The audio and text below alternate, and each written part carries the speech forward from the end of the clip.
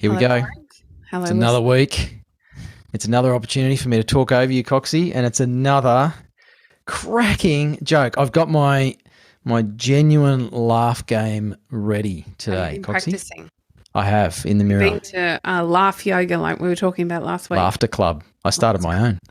Hang on, you're the one telling the jokes, not me. All right, you ready? Yep. What is the difference between a snowman and a snow woman? Well, I would have thought that was obvious, but you tell me, Coxie. I think our guest wants to have a crack. Come on, please, Luke, you tell us. Go on, come in, Spinner. Snowballs. Yes! Love it. Righto, listeners. So we've decided on a new format for the joke. What's the prize for the guest if they get it right, Coxie? I don't know. It's never happened before. In fact, nobody's even ever wanted to play my game with me before. And now Luke's come in like a bloody legend that he is. I'm going to have to find you some merch and send it down, Luke. I love good dad jokes. Me too. My daughter knows how much I love a dad joke, and she knows that so much that she was at the library with her nana, my mum, recently, and spotted some book of dad jokes, and so she hired it from the library and brought it home for me and said, Dad, I got you a book. So that either says that mine are really good and she thinks it's hilarious and she's adding to my repertoire, or perhaps the thing that everyone else is thinking right now, which is like, no, she knows you need to up your game, was a little bit of improvement. Yes. Bit of column A, bit of column B. So we are joined by well, I don't know what we're going to call you now as your nickname, Luke, that you've just, you've nailed Coxie's joke. But Luke Thornton, welcome to the podcast. Thank you. You're welcome. You sound very professional, mate, much more professional than me. Not at all. Good to know, because I was starting to feel a bit self-conscious there. No. Now, Luke, you're a Sparky, but we're not talking to you about wires and picking up little cuttings off the floor today. It's because they don't. This one does. Oh, yes, Luke. Yes. You're winning everywhere here today. Carry a vacuum cleaner. Nice. Oh, nice. Is it a Dyson? Not that fancy, just a DeWalt. That's a real one. Yeah. It's a real vacuum cleaner. We're going to talk to you about going bush. There you go. Yep. So, mate, our listeners love to know a bit about the people that we talk to, as well as, the business and all that sort of stuff, which I know we'll get into. Who the hell is Luke Thornton, and how'd you arrive at this point in your life, mate? Luke Thornton. I'm 47. I've travelled around a little bit. My old man was in the army, so we travelled a lot for schools, and that was probably part of where I get the gene for exploring. Mm-hmm. Everywhere we went, Mum and Dad always made us go everything that was available. So I left school, did year 12, left school, became an electrician for what is now Essential Energy, but their predecessors. Started as an electrician, did a line workers course as well, did that for a few years. Then I went travelling around Australia for a few years, then came back and settled in Golgol or Mildura. People don't know where that is. Worked for a couple of places in town, doing my own electrical work. Then I went back to the Supply Authority, which was Australian Inland at the time, which then became Essential Energy again. Mm-hmm. Then got married and decided that travelling away as a trainer, being away all the time, wasn't quite what we were trying to get done. Mm-hmm. So there was a market for level 2 electrician in the area, which there was none. So my qualifications allowed me to become that. And that's basically the end of the story. I've worked for myself since 2008 full time. In 2018, we made the Offroad Tradies. After a few, I've always been out the bush, lived out the bush, travelled out the bush. And then we were doing a few trips with a friend of mine from Dubbo. And we were like, how can we make this become a more permanent fixture? Both with the idea that you can't just, drop everything and start this thing up. And it started as just a name and what we're going to do. And then it sort of merged into tours and offering catered tours and getting people out into the Australian outback and making sure they're safe and looked after. I love the idea of a passion project becoming a real project. Yes. Yeah. Look, I'm going to give full disclosure. Most of our regular listeners will know I'm not much of a camper. I do have a caravan, and I'm still warming to the idea of it being fun. And most of our listeners love camping. They love touring. They love time in the bush. I like the bush. I just don't necessarily like sleeping in it or bathing in it. And I find it phenomenal. I guess what I see whenever I am out in nature in any form is that reconnection to nature and how that makes me feel. And how it allows me the space and the time to, I guess, recalibrate and come back to my centre. And I'm making an assumption here, but is that what the initial appeal was for you that meant that this became more than that and it started into this passion project for you? Yeah, I've always loved driving out the bush. I love exploring and finding new places, finding new roads, traveling to different areas. So that's sort of my work as an electrician. I've always worked rurally as well. So here I'll travel anywhere up to 8 hours north to do jobs at farms and stations and small towns and that sort of stuff. So it's always been there. I get a real, a relaxing feeling when I get on the dirt road. So it sort of takes me back to I wouldn't say it's a happy place, but it's definitely a place where I can just chill and I quite often travel with no radio, just the window down, and I just listen to what's around me and nature, birds, all that sort of stuff, and that gives me a great feeling, and hopefully we can then put that into other people as well. The no phone thing is definitely a recalibration as well. So when you don't have any coverage and you're waking up because the sun's up, you're going to bed because you're tired, not because the phone says so, or you haven't got anything else to do. So we definitely find people much more like that after a couple of nights. First night's a bit rough. They're sort of wanting to know when's the next place we're getting coverage. But after they get used to it, they sort of really embrace it. And then, when we do get coverage, it's all like a bunch of teenagers flat out on their phones. But they appreciate the lack of that sort of thing. And they definitely find it that they do reconnect and find themselves rejuvenated as well. I tend to get that same sense of peace when I pull up to a 5-star hotel and the valet comes out to pick up my car. I do get really upset when I'm going up the elevator and my phone blacks out just for a moment. No, I'm kidding. I love being out in the bush as well. It really is a great opportunity to reconnect, and I guess we could probably go really woo-woo, but at the risk of upsetting lots of our listeners, I won't. That opportunity, though, to I feel like I'm going to get on the brink here, but there's almost a heartbeat that the bush has, and the beach. I feel very much the same at the beach, that you attune to when you're away from those devices, when you're away from the noise that normally happens in the everyday that can bring us back to that state of regulation, I guess. Yeah.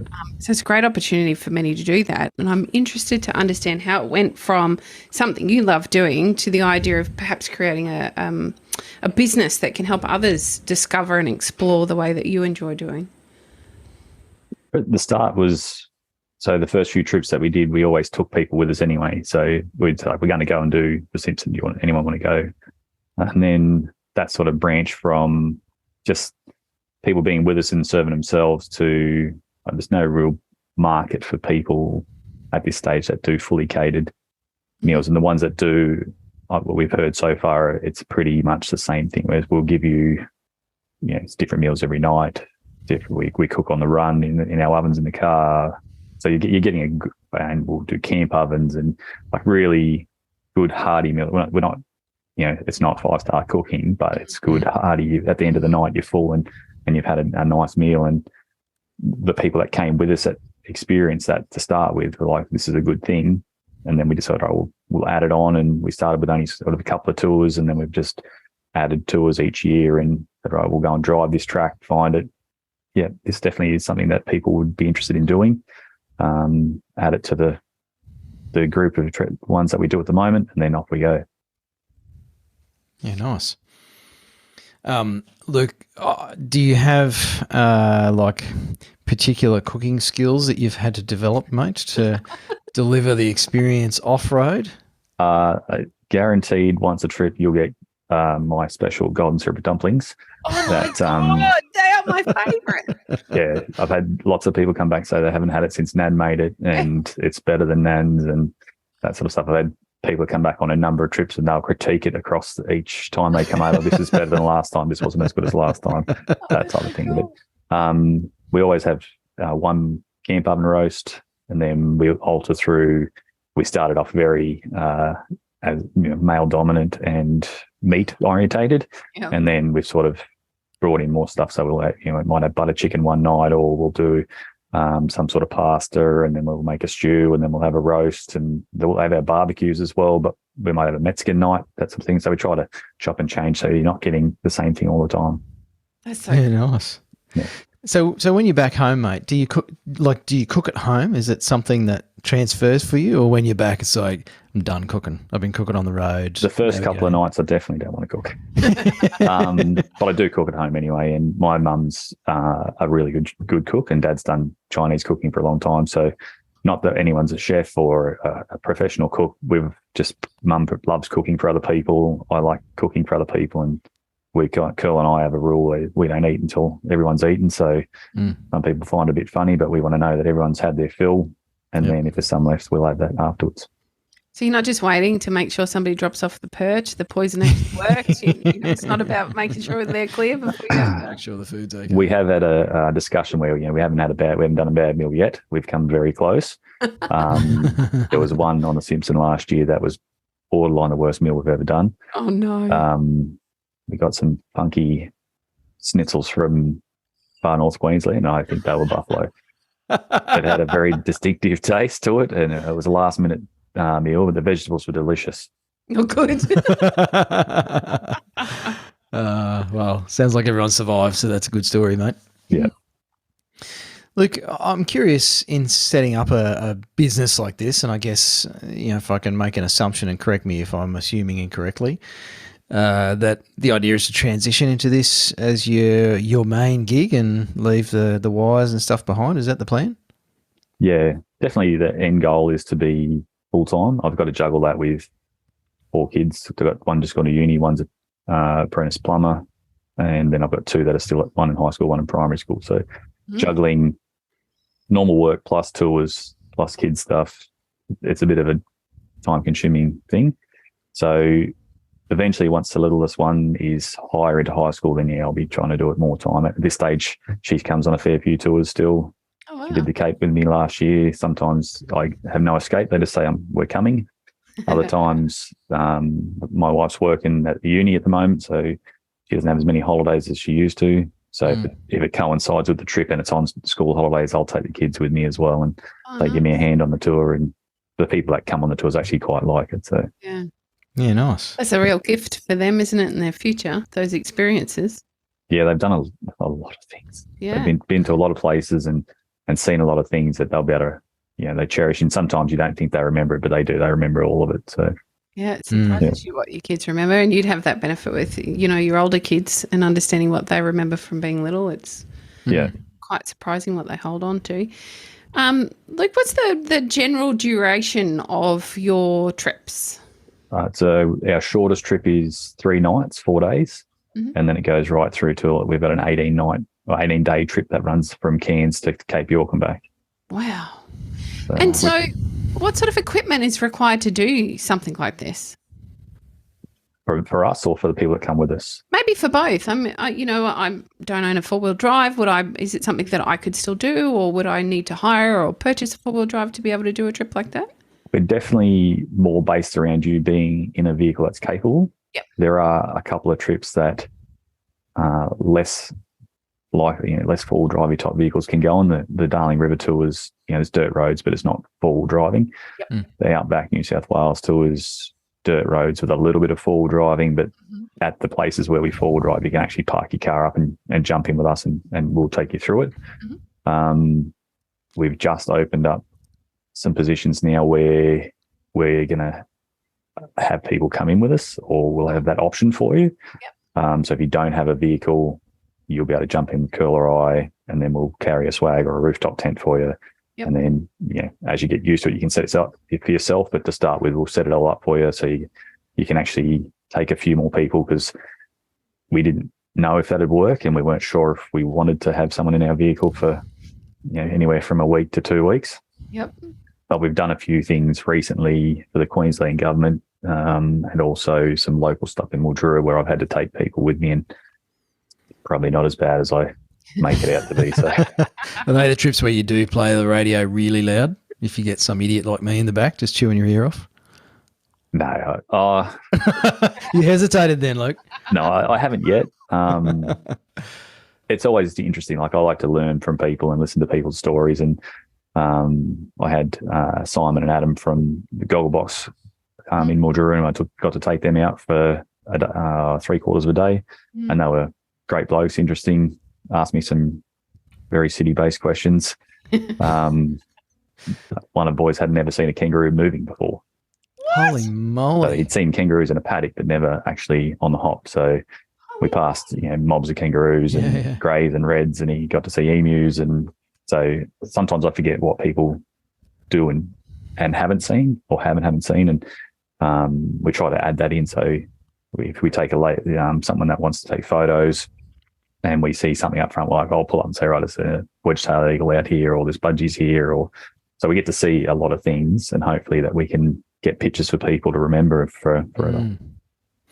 It highlights for me something that is not totally unique to Australia, but it's certainly very much a thing here in Oz. Is there is actually a huge awareness divide between people who just live their entire lives in the big metro areas on the East Coast and the rest of us. Yeah. And, our population is obviously massively skewed towards the cities on the coast.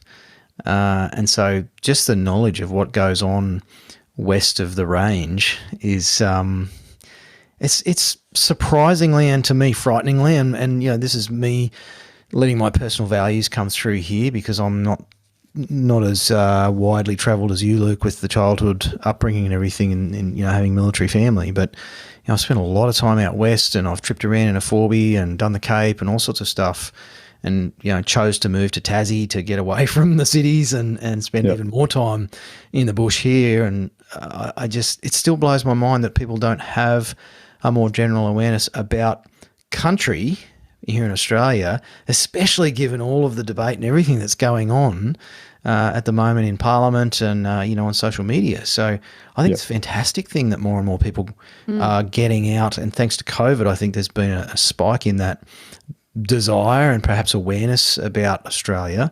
I'm going to ask a question in a second, mate. I'd take a while to get there. You're right. I'm like the Nullarbor plane, mate. It takes a while, but I'll get there eventually.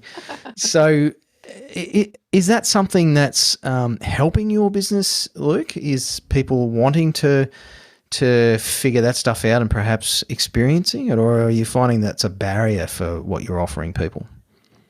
Initially, COVID was obviously a pain in the backside for us, because we couldn't go. We couldn't cross borders. Girls in the other half of the business in Dubbo. I'm in a border zone, so I could go places he couldn't. He could go places I couldn't, or we could both go and the guests couldn't.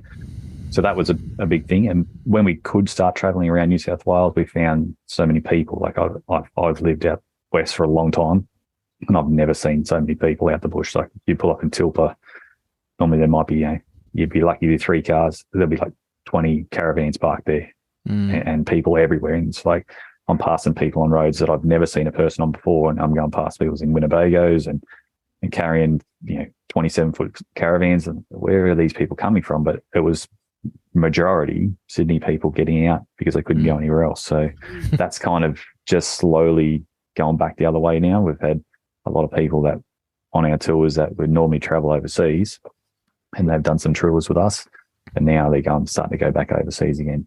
Yeah, okay.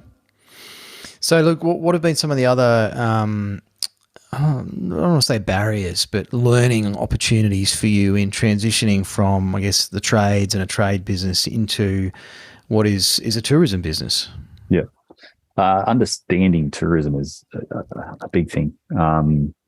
What people want and how to get to those people is probably the hardest part, I suppose. We've struggled for a long time with everywhere we went to talk to people about tourism. Like, you've got a great product, you should be flat out. COVID's going to be great for you. And then we just didn't see the rolling customers like they were talking about.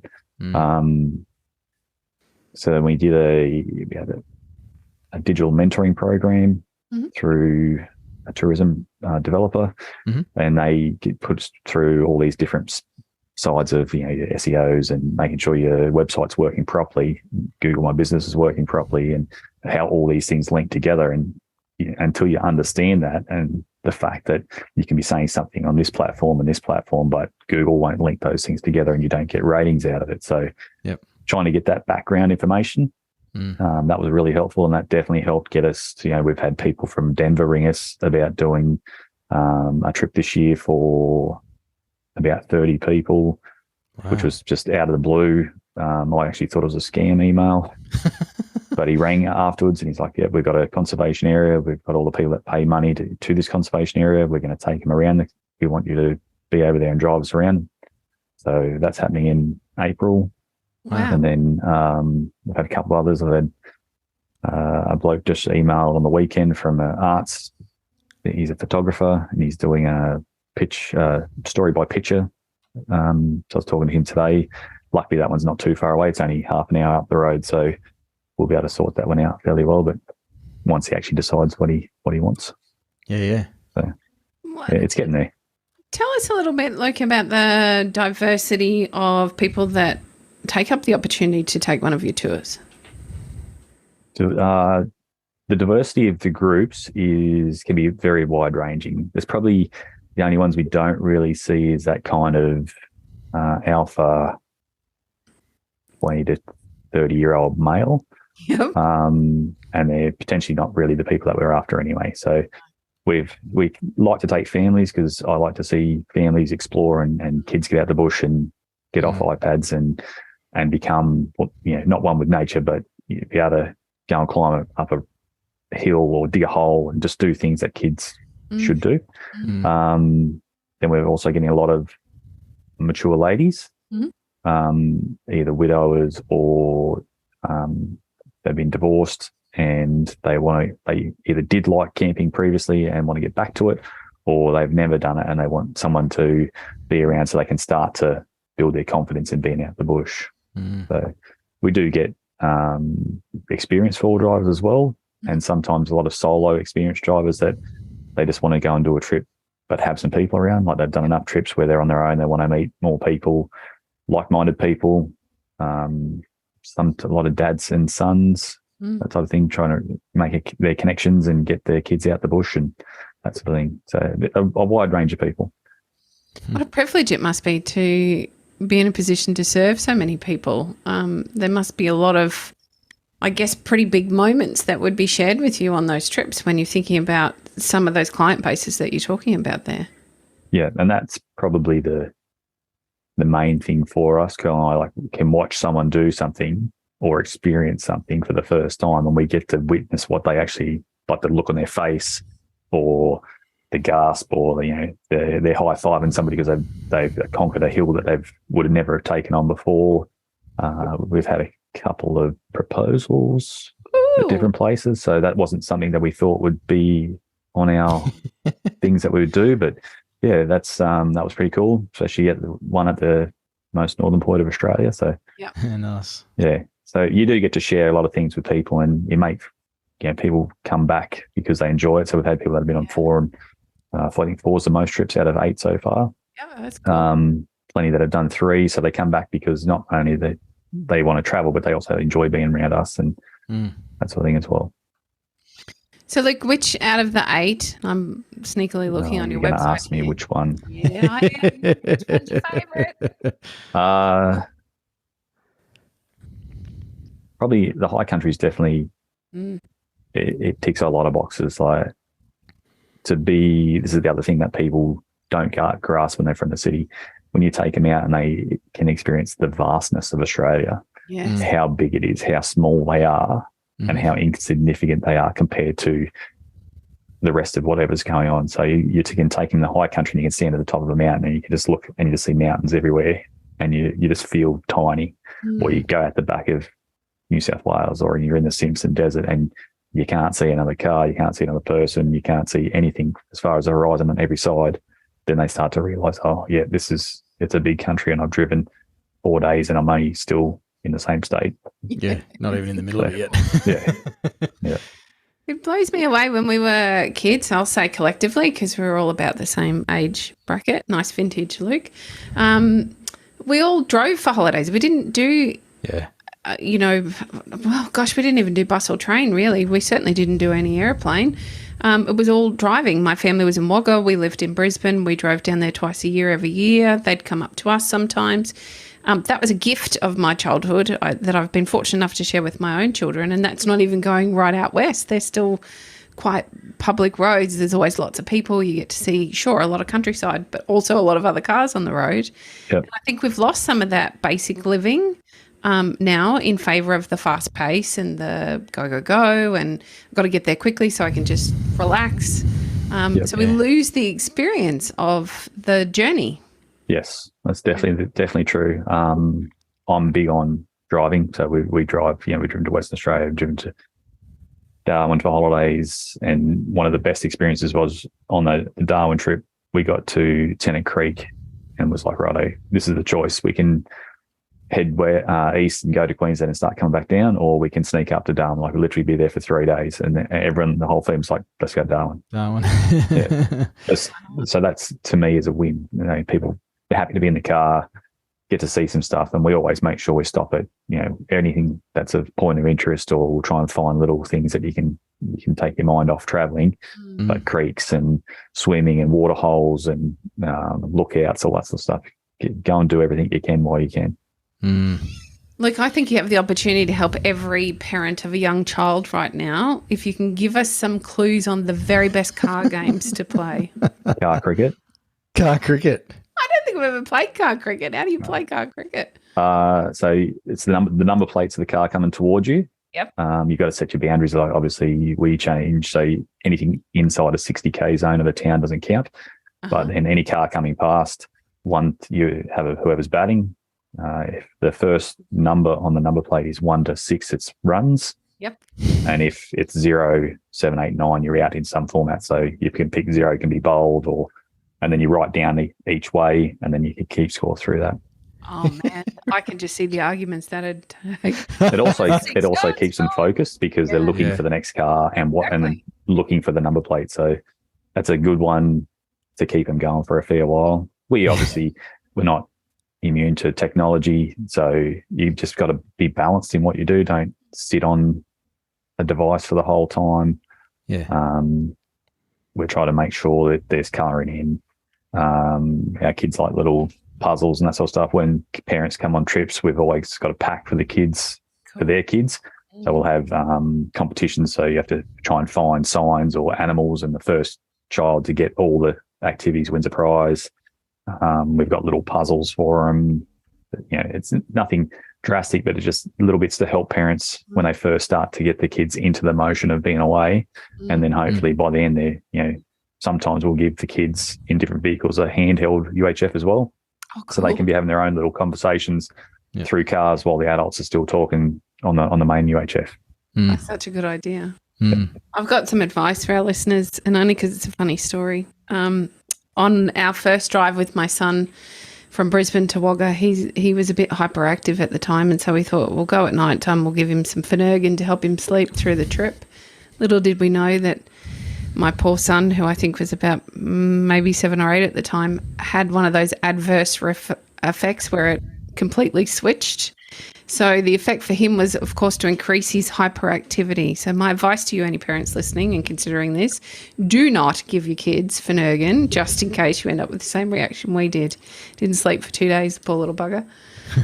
Well, I have heard of people using Finurgan and having very peaceful trips as well. So it's not for me personally, but I have heard of it being done.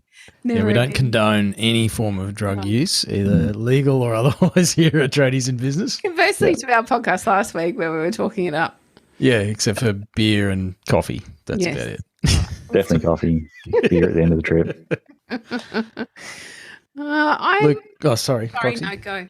I wanted to ask, you talked about, and Nick was talking about, I guess, that privileged position of witnessing people's, awareness opening, all that sort of stuff. And I actually wanted to ask you, what's What's some of the most fulfilling experiences you've had? I mean, you have seen lots of people have lots of different experiences and awareness opening, but what's some of the most fulfilling aspects or maybe places, that's been a part of that for you? So experiences for me personally is when my family get to do something. So quite often I'll take them back to places that my parents took me to. Yeah, nice. And that really gives me a real full sense of happiness, completeness, I suppose. So we lived in Townsville for a few years when Dad was in the army. We used to go up to a place called Paluma, and we'd go swimming in the creeks up there. And then we went to the Cape in 2019. I took the whole family went up, and then we came back and I took them all up there, and they all swam in these same creeks. And for me, it was amazing, and like they had such a good time. But I'd experienced it previously, and then they get to do it, and then hopefully they'll take that on board. The oldest, he's on a holiday at the moment for his birthday today, and he sent me a Snapchat of the big marina. It was golden, and that's somewhere that we've always stopped at. Even if you don't need to go there, you always stop. So just that type of thing, he stopped and taken a picture and sent it back to me, which means they're all taking it on board and they're all learning things. There was a really good one when we went through the Flinders last year. My second youngest, she pulled me up in the middle of this track. She's like, "Dad, stop, there's bush bananas." And I was like, "Bush bananas? What are you talking about?" Anyway, and it was an indigenous fruit that she'd been seeing at school, but she was able to find it in the bush, and we stopped all the people on the tour and we picked bush bananas, and it was a fantastic experience. So that's the good stuff for me, like the kids learning and also remembering, and that I bring that back and show other people. We talk a lot about legacy here at Tradies and Business, and that's one hell of a legacy to leave your family. I hope so. The youngest one, she tells me she wants to be an electrician and an off-road tradie, so I don't know how that's going to work out. But she'll be the CEO of the companies, mate. Right, quite possibly, yeah. Actually, she's pretty good when she comes out. They're all good. They all help out, and they know they've got to get up early, and they go to bed late because you're cooking and cleaning and that sort of stuff. But they love it, and the people that get to bring their kids, it also helps with them because my kids are there to help them learn the beginnings of how to just interact with nature, and it's good for them. Luke, I've got a question about, I guess, people thinking about trying this perhaps. Maybe they've got a 4B that hasn't ever been off the blacktop or perhaps, not much. Yep. And they've had their interest maybe piqued a little bit by this podcast. What sort of tips would you have for them, whether it's to go with someone like you or, perhaps things to try first, how to prep for a good trip with the kids for the first go? Yeah, I suppose don't bite off more than you can chew to start with. So start small, because if you're planning a week's trip or 2 weeks trip and the first 3 days are no good, no one's going to enjoy it. And then you're going to have a bad experience and not want to do it again.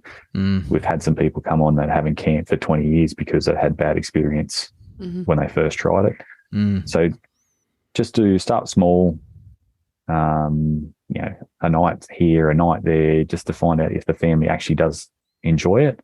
And then you can sort of build from that. So don't overcomplicate it. Don't take too much stuff. Just as long as you've got enough water and food and you're going to be warm, they're the main three things you need. So don't go somewhere that if you haven't been, you don't know don't go into the middle of the desert if you don't have the right gear, but you can go and camp in a spot just near the edge. So, don't go into sand or do things that your vehicle's not ready for, you're not ready for. And then just gradually build your experience. And each time you go out, you'll learn a little bit more, or you can come out with people like us. There's other places that do tag-alongs as well. There are other places where you can go and learn to four-wheel drive. We try to incorporate both things into one. So if you don't have much experience, none of the trips start you off at the top level. We'll start you off here, and then each day we'll build you up a little bit. And then at the end of the week, hopefully you're taking on things that you wouldn't have even thought about previously. And then you can get through them all. Nice. And I've got a follow-up to that. What's 3 things you never, ever go on a trip without, mate? water.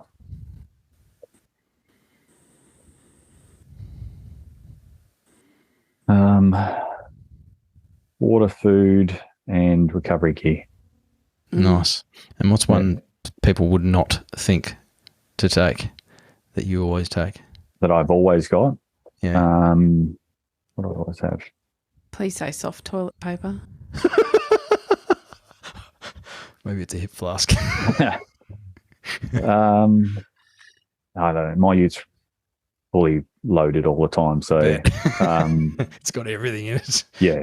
Like I cook it on the run, and I've got on my YouTube channel there's 17 different cook-ups or something so far in a little oven while I'm driving around. So for me, an oven, that's probably the one thing I don't leave without, because I cook with it every trip basically. Yeah, nice. Nothing better than pulling up to, sometimes it's ribs. It could be I'm going to do some shanks shortly in it, see how they go. But it's easy as nachos or your pies, and we've done little roasts and all sorts of stuff. So that's the one thing that I don't leave home without. Nice. I'm keen to give one a go. Not that we have big long drives here in Tassie. 3 hours gets you from top to bottom. But you could have a warm meal at the end. I get some leftovers in it, so it's warm by the time I get to the south coast. Yeah. But mate, that's awesome. I'm already keen on this stuff, and just listening to you, my wife and I have been talking about heading over to the mainland, and because I've done a bit around Central Australia and she has not. And we're talking about getting over for a Central Australia trip in the next couple of years with the camper trailer, and you've really whet my appetite, mate. So I've got 2 Tasmanian couples coming on a Darling River trip next month. Nice. That was a bit of a bloke rang me and said, "I'm from Tasmania. Want to come on your Darling River trip?" I was like, "All righto, that's fine." And then he booked that night, and his mate booked pretty much straight afterwards. So wow, awesome. Yeah, that'll be a good trip actually, because it's still a fair bit of water around and a lot of yabbies. So we'll take some nets out and catch a feed, hopefully. How good is a yabby? There's thousands of them here at the moment at Mildura. Kid.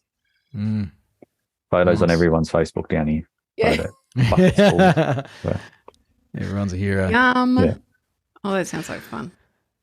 All right. Well, mate, if people are like me and they're thinking, geez, that sounds bloody good, I'd love to have a go at that. Where do they go to find out more info about you guys, about the Offroad Tradies? Offroad Tradies website, offroadtradies.com.au. That's got a gallery of photos from trips. It's got all the upcoming tours, the dates. It's also got the links through to we use Resdi as our booking portal. So that's all links through. So just click the button, it'll take you through to Resdi, or you can just email us and find out what we're doing. And we have people that do that regularly. I'm assuming they don't know what they're looking for on the website, and they'll just say what's coming up, and then we can email them back. We can help you fill in the forms if need be. If you want to have a look at how we go about our business, there's YouTube as well. So that's got all different tours, promote the tours, plus the cooking stuff, plus there's just our normal trips that you get to see a little bit about what we do and don't do. And we're sort of very normal people doing normal things with their family and friends and that sort of stuff. It's nothing outrageous, but it's just us doing our thing. Love it. Love it, mate. Well, look, thanks for coming on the show. Thanks for sharing some insights into what, the next phase of a tradie's life looks like, Luke. So I hope you enjoyed it. Another secret, be as easier to get ready as possible. So as a tradie, you're always kind of busy, and it's pretty easy to palm off and say, "No, it's too hard. I've got to unpack the ute and repack it." So make everything as simple as possible that you can change from one to the other, and then it's a much easier process. I used to be just like that. Like, no, we can't do it. It's going to take me forever to sort that out. And then as you go through, and you say, "Oh, we go tub to tub," and then you've got a different setup, righto. And now, I can leave in half an hour. I can be ready to go. It's a great tip. Yeah, it helps people get out more, doesn't it? It's just easier to no make the excuses. switch. Yeah, love it, mate. Love it. Thanks, Luke. Good advice, Luke. Thanks for being here. All the best with it, mate. We'll keep an eye on for when the business explodes, and you'll be worldwide soon. Maybe not worldwide, but I'm happy to be Australia-wide. So Awesome, mate. Thanks for coming on the show. Thanks for having me.